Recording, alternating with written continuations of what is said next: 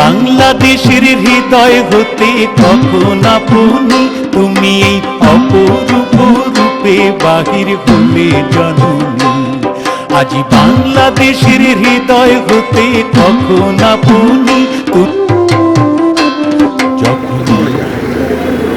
নমস্কার।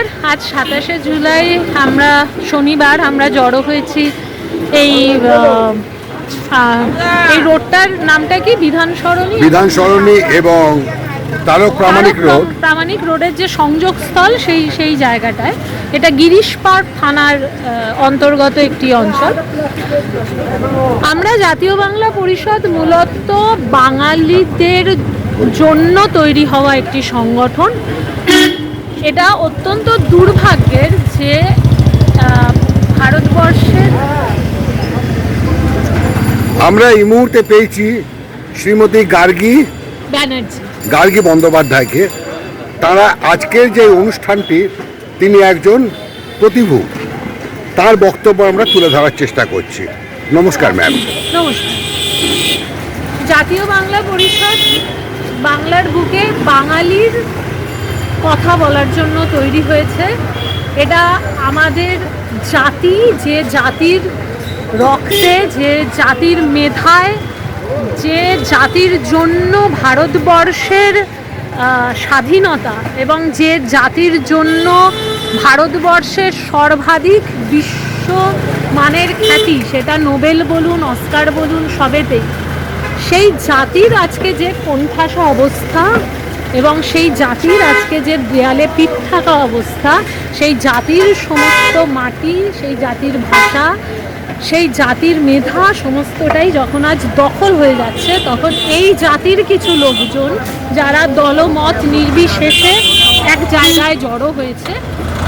এবং আমাদের মূল বিষয় হলো আমরা বাংলার বুকে বাঙালির অধিকার রক্ষা করতে চাইছি। আমরা বাংলার বুকে বাঙালির যা কিছু সেটা দখল হয়ে গেছে সেটা পুনরুদ্ধার করতে চাইছি।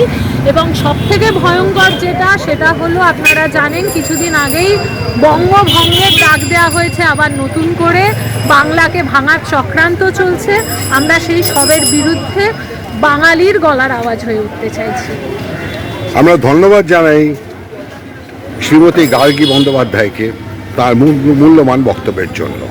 আমরা আরও এগোবো, একটু একটু করে পর্যায়ক্রমে দেখেই যাব।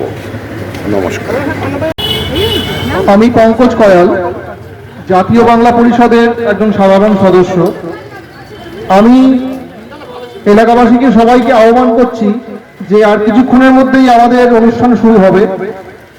এই বাংলাকে বাঁচানোর জন্য, বাঙালিকে বাঁচানোর জন্য আপনারা এখানে এসে যুক্ত হন।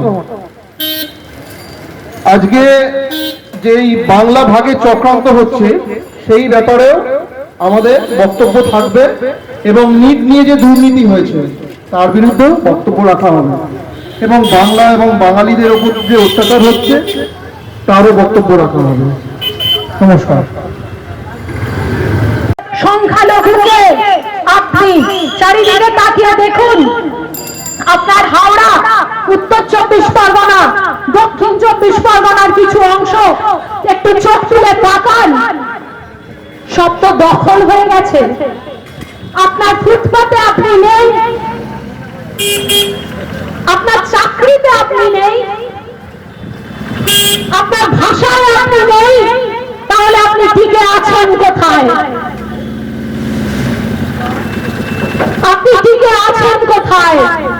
আপনি যেহেতু নিজের শিরদাঁড়া সোজা রাখতে পারেননি, যেহেতু যে কোনো রাজনৈতিক দল এসে আপনাকে ভেঙে দিয়ে গেছে, আজ আপনার মনে হয় বাঙালিকে কেউ বঞ্চিত করলে অমুক রাজনৈতিক দল যোগ্য হবে, তাই বাঙালি বঞ্চিত হওয়া উচিত।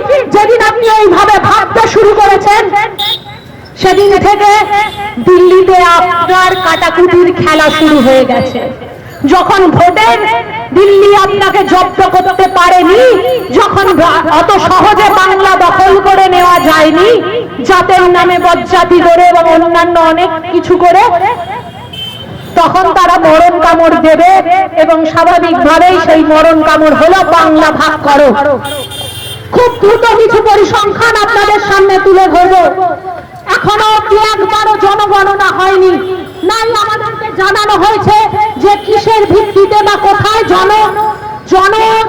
জনগণের যে ঘনত্ব সেটা কত, নাই জানানো হয়েছে যে একজন মহিলা বা একটি অঞ্চলে বা একটি রাজ্যে, সেই রাজ্যের একজন মহিলা সারা বছরে যতগুলো সন্তানের জন্ম দিতে পারে সেটাকে বলা হয় সেই ফার্টিলিটি রেট, অর্থাৎ জন্মদানের ক্ষমতা, সেটা কত।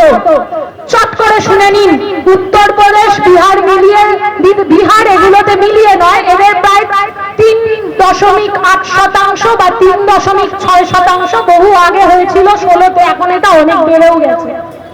মানে ওখানে 3 জন মহিলা প্রায় 9 জনের বেশি সন্তানের জন্ম দেয়, যেখানে আপনার এখানে সেই রেটটা 1.3% একটু কম।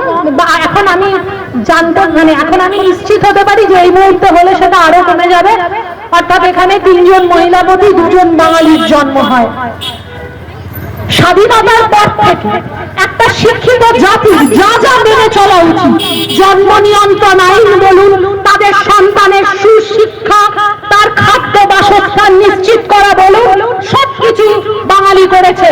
আর তার ফলে এই মুহূর্তে দিল্লি ঘোষণা করছে যে এবারের জনগণনার ভিত্তিতে তারা এমপির সিট নিশ্চিত করবে। অর্থাৎ জানাই কথা যে বিহার, ইউপি, হরিয়ানা মিলিয়ে দেশের বেশিরভাগ এমপি নিয়ে চলে যাবে, কারণ স্বাধীনতার পর থেকে তারা কখনো জনগণনার কথা ভাবেনি। তারা জনগণনার কথা ভাবেনি। তাদের 2 জন বিহারে থেকে গেছেন, 4 জন আমার রাজ্যেও এসে থেকে গেছেন, থাকছেন, 5 জন অন্যান্য রাজ্যেও যাচ্ছেন, মহারাষ্ট্রে যাচ্ছেন, অন্যান্য। যিনি বক্তব্য রাখলেন আমাদের মাননীয় জাতীয় বাংলা পরিষদের সম্পাদিকা মাননীয় গার্গী ব্যানার্জি মহাশয়, এত সুন্দরভাবে বললেন, আর কোনো আমাদের বলার ভাষা নেই যে কিভাবে বলবো। যাই হোক, তার জন্য একটা জোরে হাততালি হয়ে যাক।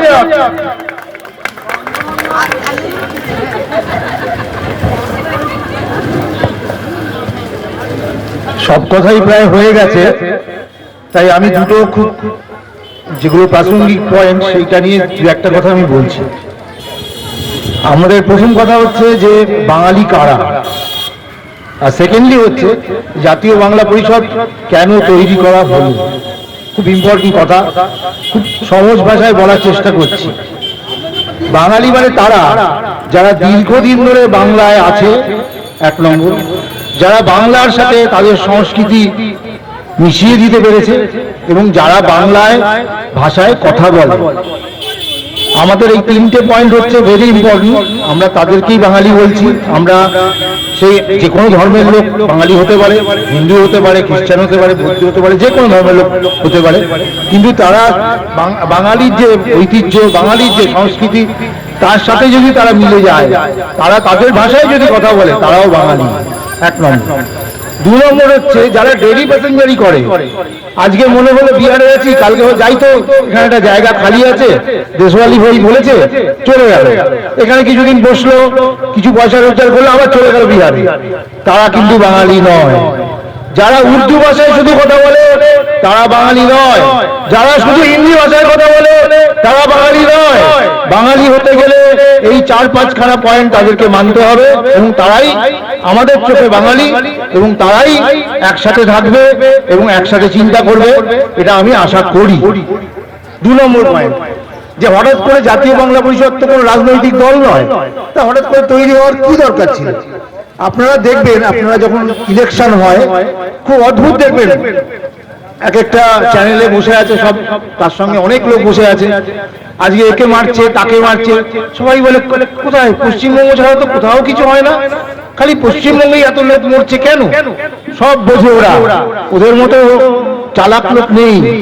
আসলে কি হয়েছে, বাঙালির আসল মেরুদণ্ডটা ভেঙে দেওয়া হয়েছে। কিভাবে? আপনি তৃণমূলী বাঙালি, আপনি বামপন্থী বাঙালি, আপনি অমুক কোনো পার্টির বাঙালি, এইভাবে আপনাকে ভাগ করে ফেলেছে। এইটার উপরে যদি আপনি না যেতে পারেন, তাহলে তো চিরকাল এই বাঙালি মার খাবে, প্রতিবার ইলেকশন আসলে তৃণমূলরা একে মারবে ওকে মারবে, এই নাটক চলতে থাকবে। কিন্তু জাতীয়তাবাদী আন্দোলনের জন্য আমরা নেমেছি। আমরা চাই একটা বাঙালিকে একটা বাঙালি মারবে না, একটা বাঙালির পাশে একটা বাঙালি থাকবে, একটা বাঙালির পেছনে একটা বাঙালি থাকবে। এই কথাগুলো যদি মনে রাখতে পারেন তাহলে আজকের এত বড় একটা সভা এটা সাফল্যমণ্ডিত হবে, না হলে কিন্তু কোনো ভ্যালু নেই। সেই জন্য আমি বলছি বাঙালি কারা ডেফিনেশনটা ভালো করে বুঝবেন এবং জাতীয় পরিষদ কেন গঠন হলো সেটাও আপনাদেরকে আমি বোঝাবার চেষ্টা করলাম। এইটুকু বলে আমার বক্তব্য শেষ করছি।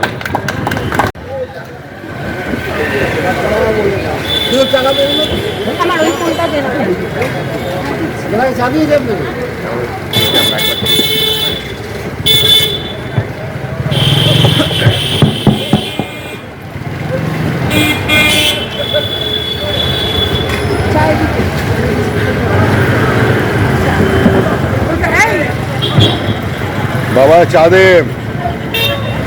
জয় বাঙালি, জয় পশ্চিমবঙ্গ,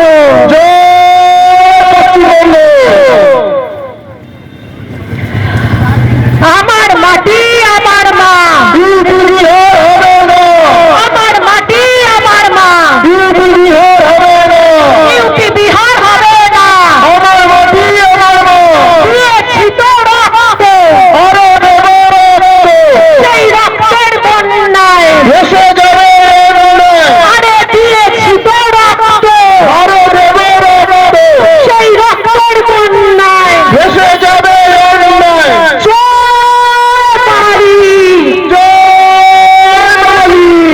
এই বাংলার মালিককে, কলকাতার মালিককে, শিলিগুড়ির মালিককে, উত্তরবঙ্গের মালিককে, দক্ষিণবঙ্গের মালিককে, পশ্চিমবঙ্গের মালিককে, জয় পশ্চিমবঙ্গ, তোমার আমার ঠিকানা পাহাড় থেকে মোহনা, পাহাড় থেকে মোহনা, তোমার আমার ঠিকানা। আজ এই মঞ্চ থেকে জাতীয় বাংলা পরিষদ ঘোষণা করছে দিল্লির মাসনাদে বসে থাকা হিন্দুস্তানের দালাল, বাংলা ভাগের চক্রান্তকারী, প্রতি মুহূর্তে বাংলায় সাম্প্রদায়িক উস্কানি দেওয়ার মদতদাতাদের দুই গালের জুতো মারার কোন স্লোগান বাঙালির আছে? আছে কই সে স্লোগান? জয় বাঙালি, জয় পশ্চিমবঙ্গ, জয় বাঙালি, জয় পশ্চিমবঙ্গ।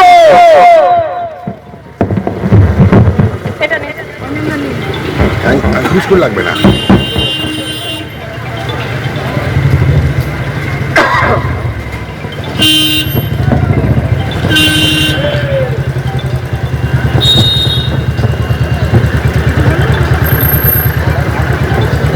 হ্যালো,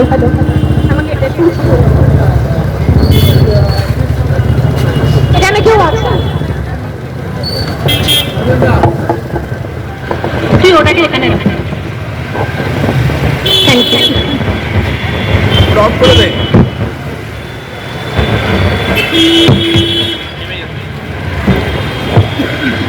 আবহাওয়া প্রতি মুহূর্তে খারাপ হচ্ছে।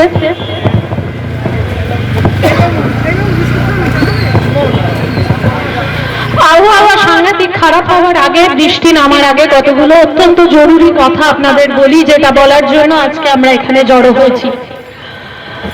প্রথম কথা, যখন আপনাকে কেউ বঞ্চনা করতে চায় এবং আপনার জাতিকে কেউ শেষ করে দিতে চায়, আপনার সমস্ত কিছু দখল হয়ে যেতে চায়, তখন অনেকগুলো ষড়যন্ত্র পরপর রচিত হয়। সেই ষড়যন্ত্রগুলো চিনতে এবং জানতে হয়।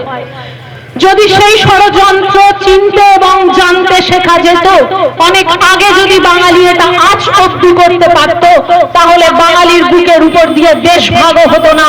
আর বাঙালি, যে বাঙালির মেধা, যে বাঙালির রক্ত, যে বাঙালির মা বোনেদের ইজ্জতের উপর দিয়ে এই ভারতবর্ষের মাটি স্বাধীন হয়েছে, সেই স্বাধীন ভারতবর্ষে বাঙালির আজ এমন দ্বিতীয় শ্রেণীর নাগরিকের দশা হতো না। বাঙালিকে আজ দিল্লি গুজরাটের দিকে হাত পেতে তাকিয়ে থাকতে হতো না। বাঙালির বিরুদ্ধে এই চক্রান্ত বরাবর করে এসছে যে রাষ্ট্র বাঙালি সেই রাষ্ট্রের স্বাধীনতার জন্য চরমতম দাম দিয়েছে। আজ কিছু কথা আপনাদের জেনে রাখা উচিত যে সেই ষড়যন্ত্রের দ্বিতীয় পর্বে আমরা আবারও ঢুকে গেছি, এবং আজ যদি আমরা ইতিহাস থেকে শিক্ষা নিয়ে একজোট হতে না পারি, যদি একজন বাঙালির পিছনে আর একজন বাঙালি দাঁড়াতে না পারি, এবং দলের মত নির্বিশেষে দলের উপর জাতির এই স্লোগান তুলে বাঙালির জন্য বাঙালি আজকে একজোট না হয়, তাহলে খুব শিগগিরই আপনার আমার ভিটে মাটির উপর আর একবার কাঁটাতার বসবে, আর নয়তো সেটা দখল হয়ে যাবে। প্রথম দখল হয় সেই জাতির ভাষা। ইতিহাস সাক্ষী আছে ভাষা কিভাবে দখল হয়। ভাষা এইভাবে দখল হয় যে আপনার বাড়ির ছোট্ট 3-5 বছরের বাচ্চাদেরকে যখন ভর্তি করার জন্য আপনারা দিল্লি বোর্ডের বা দিল্লি মাধ্যমের কোন বিদ্যালয়ে নিয়ে যায়, তখন সেখানে প্রথম আপনাকে বলা হয় এর দ্বিতীয় পত্র, সেকেন্ড ল্যাঙ্গুয়েজ কোনটা হবে। স্বাভাবিকভাবেই আপনি বাঙালি মনে করেন আপনার সন্তান বাংলা পড়বে, কিন্তু সেদিনই প্রথম আপনাকে ভয় দেখানো হয়, আরে হিন্দি দিন, হিন্দি ছাড়া চাকরি পাওয়া যায় না। ঠিক কথাই তো। আপনি যেদিকে তাকাচ্ছেন, আপনার ব্যাংকে, আপনার রেলে, আপনার পোস্ট অফিসে, ডাকঘরে, সর্বত্রই তো হিন্দি ভাষাভাষী মানুষদের ভিড়, এবং তারা সরাসরি আপনাদের মুখের উপর বলে যে তারা বাংলা বলতে বাধ্য নয়। স্বভাবতই আপনি ভাবেন তাহলে নিশ্চয়ই আমার ছেলে মেয়েটা হিন্দি বললে চাকরি পাবে। আপনার প্রথম ভুল। হিন্দি বললে চাকরি পাওয়া যায় না। একটা গোবলায়ের মানুষ স্বাধীনতার পর থেকে প্রত্যেকটা কেন্দ্রীয় সরকারি পরীক্ষা নিজের মাতৃভাষায় দিতে পারে বলে, এবং তাদের খাতাগুলো তাদের মাতৃভাষার লোকজন দেখে বলে তারা চাকরি পায়। প্রথমত এই মিথ্যেটাকে বুঝতে শিখুন। আপনার সন্তান বাংলা না জানলে, আপনার সন্তান বাংলা না পড়লে, আর যাই হোক, যার ঠাকুরটা হিন্দি, যার বাবা হিন্দি, যার জ্যাঠা হিন্দি, যার 14 পুরুষ হিন্দি, তাদের সমকক্ষ হয়ে উঠবে না, বরং তার প্রতিযোগিতার জায়গাটা ক্রমাগত শেষ হয়ে যাচ্ছে। দ্বিতীয় ষড়যন্ত্র চিনতে শিখুন। স্বাধীনতার পরবর্তী এবং স্বাধীনতা পাওয়ার আগে অব্দি বাংলার যত সিভিল সার্ভিস হয়েছে তার মাথায় ছিল বাঙালিরা। তাহলে কি এমন ঘটলো যে এই মুহূর্তে বাঙালির মেধা এমন ভাবে শেষ হয়ে গেল যে লোকজন দেখিয়ে বলছে যাদের একটা কলেজ, যে রাজ্যের একটা কলেজ, একটা বিশ্ববিদ্যালয়, একটা বিদ্যালয় ভারতবর্ষের প্রথম 200টা, মানে প্রথম সারির 200র মধ্যেই আসে না, তারা দলে দলে আইএএস আইপিএস হয়ে যাচ্ছে কি করে। আরো মজার কথা, যখনই সেই আইপিএস আইএসদের কোন কোর্টে ডাকা হচ্ছে, তখন দেখা যাচ্ছে তারা এক লাইন ইংরেজিও লিখতে পারে না। বিষয়টা হলো এই নেট কেলেঙ্কারি যদি না আসতো, এই নিট কেলেঙ্কারি যদি না আসতো, তাহলে আমরা জানতেই পারতাম না যে একটা বিশেষ সম্প্রদায় বা একটা বিশেষ জায়গার একটা বিশেষ ভাষার লোকজনকে সুবিধা পাইয়ে দেওয়া হয়। লক্ষ লক্ষ কোটি কোটি টাকার জালিয়াতি হয়, প্রশ্ন ফাঁস হয়। অদ্ভুত একটা কথা আজকে জানা যায়। আজকে সিবিআই বলছেন যে তারা নাকি এই নিটের প্রশ্নপত্র ফাঁস হওয়ার কেলেঙ্কারি, এই যে বিষয়টা, সেটা নাকি সমাধান করে ফেলেছেন। আপনাদের একটু বলে দিই যে বিষয়টা কি না, নিট একটি সর্বভারতীয় পরীক্ষা, যে পরীক্ষা দিলে আপনি ডাক্তার হতে পারবেন, অর্থাৎ ভবিষ্যতে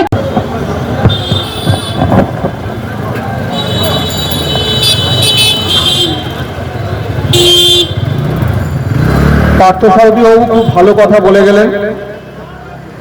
প্রথমত আমরা যেখানে দাঁড়িয়ে রয়েছি স্বামী বিবেকানন্দের জায়গা, মান্নাদের জায়গা, ছায়াদেবীর জায়গা,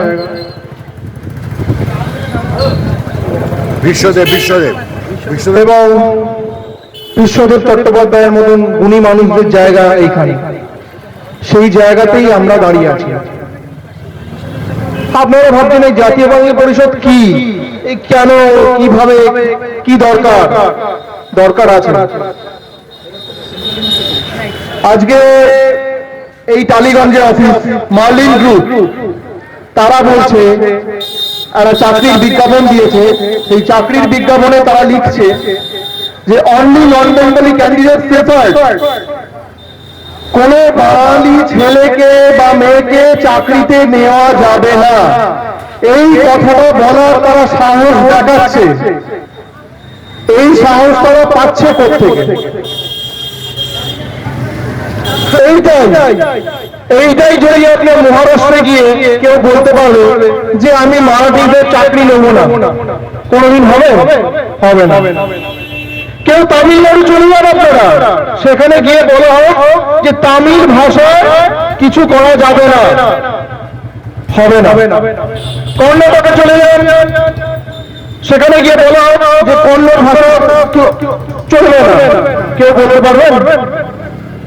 এই মাসখানেক আগের ঘটনা, 1.5 থেকে 2 মাস হবে, দক্ষিণেরই একটা রাজ্যতে, সেখানকার আমাদের একজন বাঙালি ভদ্রলোক ইংলিশে লিখেছিলেন দোকানের নাম, এবং তাদের যে মাতৃভাষা আছে সেই ভাষাতেও লিখেছিলেন, এবং লাস্টে লিখেছিলেন বাঙালি খাবারের হোটেল। তা সেখানকার স্থানীয় লোকেরা এসে সেই জায়গাটা কালো স্প্রে করে দিল, দোকানটাকে শাটার বন্ধ করে দিল। আজকে আমাদের এখানে পশ্চিমবঙ্গতে সেটা হচ্ছে না কেন? আজকে আপনারা যে কোনো ভাষা লিখুন, কোনো ভাষাতে আপত্তি নেই, আমরা কোনো ভাষার বিরুদ্ধে নই, কিন্তু আমরা ভাষা আগ্রাসনের বিরুদ্ধে। আজকে ব্যাংকে যে বলা হচ্ছে আমি বাংলা বুঝি না, তাহলে তোমরা চাকরি করছো কেন? যাও, তোমরা অন্য জায়গায় চলে যাও। বাংলায় কাজ করতে গেলে বাংলাটাকে জানতে হবে, বাংলা ভাষাটা বুঝতে হবে। এই নালে এরকম ভাবে লেখা পোস্টার বেরোবে। এখন তো মার্লিন গ্রুপ বলেছে অনলি নন বেঙ্গলি ক্যান্ডিডেট পেপার, 2 দিন পরে বলবে যে আর কোনো চাকরি নেই। তখন আমাদের ভবিষ্যৎ প্রজন্ম পরবর্তী হলে কি হবে? এইটা ভাববার সময় এসেছে।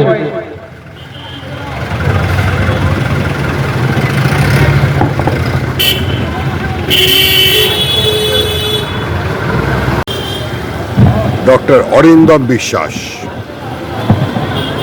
জাতীয় বাংলা পরিষদ সভাপতি। শুভ সন্ধ্যা। প্রথমেই ধন্যবাদ জানাই, কি খোলা যাবে?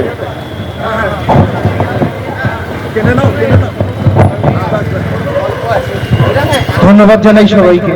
শুভ সন্ধ্যা। আজ এই সন্ধ্যায় ধন্যবাদ জানাই যারা আয়োজন করেছেন, শ্রীমতী স্বাতী মালাকার, শ্রী সন্দীপ মালাকার, এবং যারা এসেছেন শুনছেন। ধন্যবাদ জানাই কলকাতা পুলিশ প্রশাসনকে এই অনুমতি দেওয়ার জন্য। ধন্যবাদ জানাই আমাদের যারা বক্তব্য রেখেছেন, আমাদের সহযোদ্ধাদের, সহকর্মীদের, আর যারা এটাকে লাইভ করছেন তাদেরকেও ধন্যবাদ জানাই। অনেকগুলো বক্তব্য উঠে এসছে যে বাঙালি এখন কোন জায়গায় দাঁড়িয়ে আছে। বাংলায় বাঙালি বিভিন্নভাবে হয়তো কোণঠাসা, কিন্তু জাতীয় বাংলা পরিষদ তৈরি হয়েছে জাতীয়তাবাদী আন্দোলনকে আরো প্রসারিত করতে, কোনো ঘৃণার বার্তা নয়। যারা আমাদের সাথে মিশে গেছেন, যারা বাঙালিকে ভালোবেসেছেন, বাংলা ভাষাটাকে অন্তরীণ করেছেন, তাদেরকে আমরা সব সময় খোলা হাতে স্বাগত জানাবো। তাদের প্রতি আমাদের শ্রদ্ধাও থাকবে, ভালোবাসাও থাকবে। কিন্তু একই সাথে বাঙালির ব্যবসা, বাঙালির শিক্ষা, বাঙালির স্বাস্থ্য যখন ধাক্কা খায়, তখন একটা প্রতিবাদে কণ্ঠ উঠে আসা দরকার। জাতীয় বাংলা পরিষদ সেই কথাটা বলছে, কোনো দলের সাহায্য নিয়ে নয়, কিন্তু কোনো রাজনৈতিক দলকে দোষারোপ করতে আসেনি, কারণ কিছু ক্ষেত্রে তাদের অনুধাবন করতে এই সমস্যাগুলো হয়তো সময় লাগছে। আশা করব আগামী দিন মাঝে মাঝে একটু বক্তব্য পাওয়া যায়, আশা করব আগামী দিন তারা বিষয়গুলো, বাঙালি জাতীয়তাবাদ, বাঙালিদের অসুবিধাগুলো আরো বেশি করে বুঝবেন, বলবেন। কিন্তু মাঝে মাঝে কিছু কথা যখন শুনি হাসিও পায়, আবার খারাপও লাগে যে এরা কতটা শিক্ষিত। আমি একজন ডক্টরেট, আমি একজন প্রতিনিধি, জনপ্রতিনিধি, সেখানে আমি নিজের বাংলাকে ভাগ করতে উদ্যত হয়েছি, এবং সেটা খুব সূক্ষ্মভাবে। আমাদের কিছুদিন আগে, বেশ কিছুদিন আগে, সে এখন নয়, জন বার্লা নামক একজন এমপি, ঝাড়খণ্ডের লোক, বাংলা এসে অনেকদিন থাকছেন, তিনি হঠাৎ বাংলাকে ভাগ করার একটা প্রস্তাব দিয়ে দিলেন। তো একটা কথা, বাংলাকে না বুঝে, বাংলার মাটিকে না চিনে একটা মন্তব্য এরকম করে দেওয়া যায়, কিন্তু এই আলটা মন্তব্য, আজ কিন্তু উনি জনপ্রতিনিধি নন, ওখানকার বাঙালি ওনাকে মেনে নেননি। আজ আরেকজন জিতে এসেছে, কিন্তু সূক্ষ্মভাবে বললেন, আমার মনে হয় এখানে একটা প্রশ্ন তোলা যায় যে ওনার পড়াশোনা কত দূর, উত্তর পূর্ব রাজ্য নিয়ে এক একটা রাজ্য, যেটা সেভেন সিস্টার্স আমরা এক সময় বলতাম, সেই জায়গায় থেকে সূক্ষ্মভাবে উনি বাংলাকে ভাগ করার একটা প্রস্তাব তৈরি করলেন।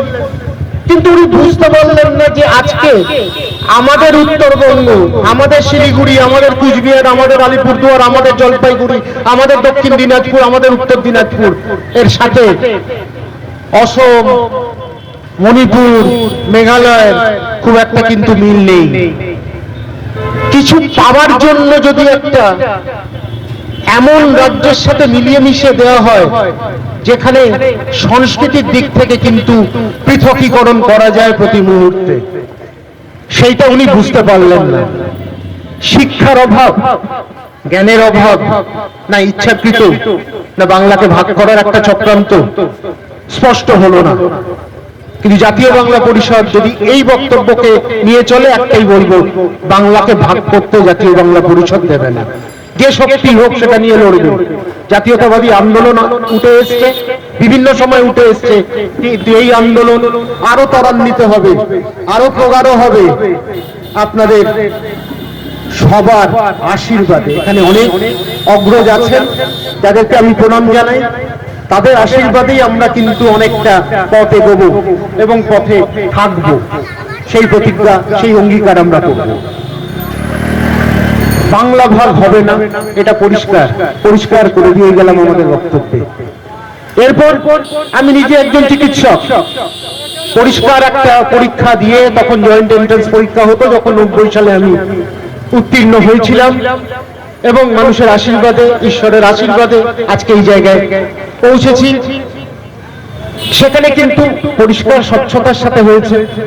জাতীয় বাংলা পরিষদ পরিষ্কার একটা কথা বলছে, এই নিট সারা ভারতবর্ষকে একত্রিত করার যে পরিকল্পনাটা কেন হয়েছিল, যে সারা ভারতবর্ষ যেন সব রাজ্যে ডাক্তারি পরীক্ষাটা, ডাক্তারির মাপকাঠি বা ডাক্তারির মাত্রাটা যেন একই রকম থাকে, একই রকম ভাবে ডাক্তাররা বেরোয়, সেটা কিন্তু হচ্ছে না, সেটা কিন্তু বাস্তবে হয়নি। সেটা বাস্তবে পরিণত কতদিনে হবে সেটা কেউ জানে না।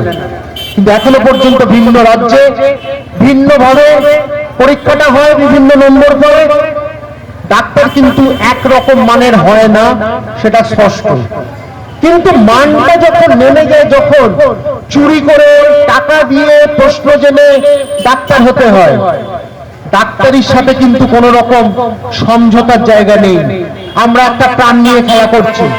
এই যারা চুরি করে ডাক্তারি ঢুকেছে, তারা সাধারণ মানুষ এখানে প্রচুর আছে, হাসপাতালে যেতে হয় না, প্রচুর খরচ করতে হয় না, পকেটটা ফুটো হয়ে যায় না, তখন মনটা খারাপ হয়ে না। আর মেডিক্লেম করে মেডিক্লেমে একটা মাত্র মাত্রা দেয়, একটা ছোট্ট অঙ্ক, তারা কিন্তু বড় একটা লাভ নিয়ে চলে যাচ্ছে। স্বাস্থ্যটা রাজ্যের দরকার, শিক্ষাটাও রাজ্যের দরকার। একটা ভুল সিদ্ধান্ত কোনো সময় হয়েছিল, এই কনকারেন্ট লিস্টে ঢুকে কেন্দ্রের অনেক বেশি ক্ষমতা হয়ে গেছে। শিক্ষাটাকে রাজ্যে ফিরিয়ে দাও, জয়েন্ট এন্ট্রান্স ফিরিয়ে দাও। আমরা আমাদের ডাক্তার তৈরি করতে পারি যারা আমাদের এখানে বাংলার মানসিকতা, বাংলার মানুষের জন্য মানবিকতা দেখাতে পারে। বহিরাগত বাইরের রাজ্য থেকে আসবে, লুটে নিয়ে চলে যাবে, আমাদের পকেটগুলো ফুটো হয়ে যাবে, আমাদের ঘর বাড়ি বিক্রি করতে হবে চিকিৎসার জন্য। এই বিষয়টা কিন্তু মাথায় রাখা দরকার।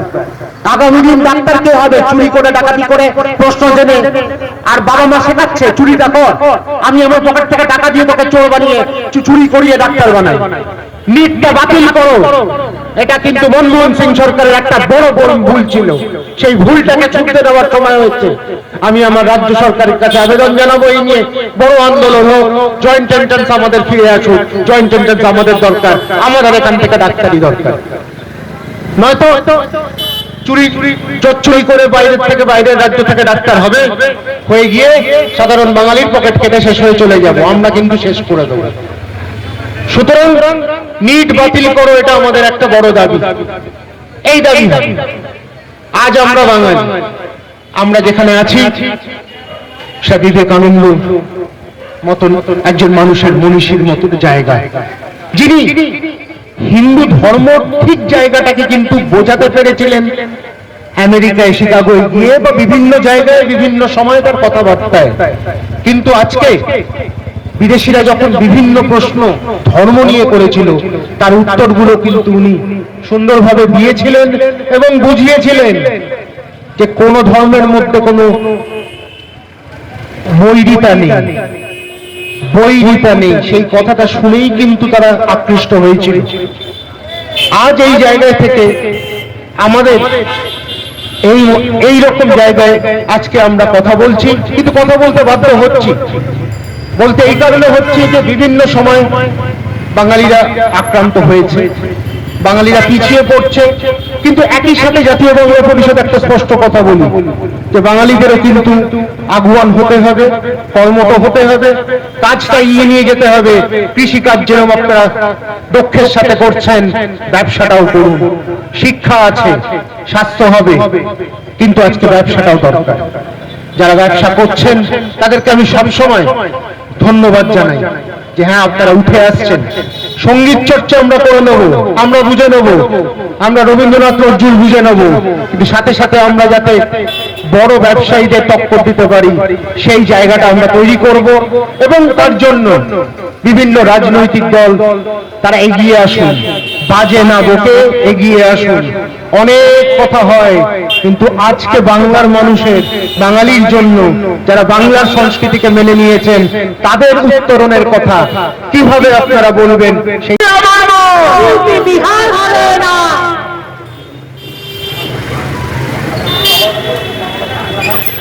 আমার মাটি আমার বাংলা ভাগ হবে না, আমার মাটি আমার বাংলা ভাগ হবে না। দিয়ে ছুটা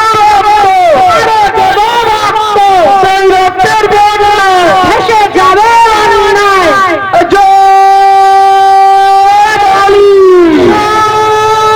বাঙালি পশ্চিমবঙ্গ, পশ্চিমবঙ্গ।